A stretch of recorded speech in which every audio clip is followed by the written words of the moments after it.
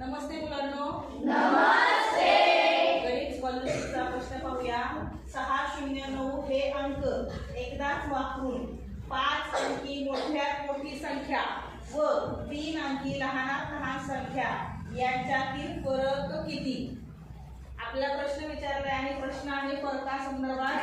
ज्यावेळेस फरक विचारलेला असतो त्यावेळेस आपण कृती करायची असते वजाबाकीची. हे पण यांना डोक्यात ठेवायचं आहे. पहिला मुद्दा हा आहे. येते लक्षात. आता अंक 3 दिलेले पण संख्या किती अंकी तयार करायचे? 5 अंकी तयार करायची आणि मोठ्यात मोठी करायची. ज्यावेळेस आपल्याला कमी अंक दिले आणि जास्त अंकी संख्या तयार करायची आहे आणि मोठी संख्या तयार करायची आहे, अशा वेळेस त्या अंकामधला मोठा अंक कुठला आहे? 9. तो घ्यायचा. किती अंकी संख्या तयार करायची आपल्याला? 1 2 3 4 5 अंकी संख्या तयार करायची. मोठ्यात मोठा अंक आपल्याला जास्त वेळ घ्यावा लागणार आहे आणि लहानात लहान अंक कमी वेळेस घ्यावे लागणार आहे. मग आपण 0 हा अंक किती वेळा घेऊया? एकदा घ्यायचा. म्हणून 0 अंक सगळ्यात शेवटी लिहायचा. लहान संख्या लहान अंक सगळ्यात शेवटी लिहायचा. त्यानंतरची मोठी संख्या कुठली आहे? 6. ती सुद्धा किती वेळा लिहायची? एकदा.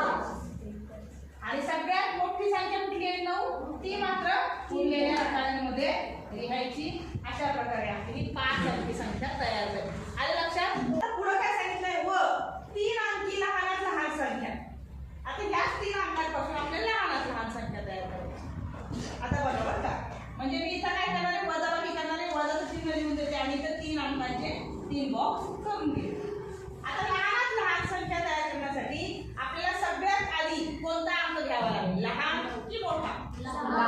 लहान अंक घ्यावा लागेल. काय करायचं?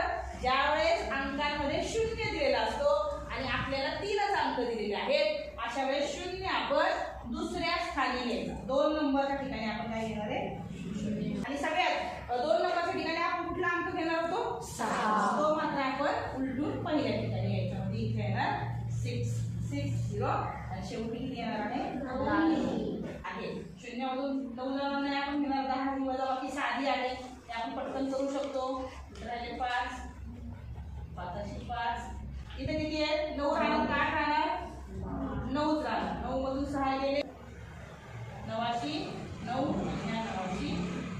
अशा प्रकारे 99,151 उत्तर आले. कुठं आहे ते?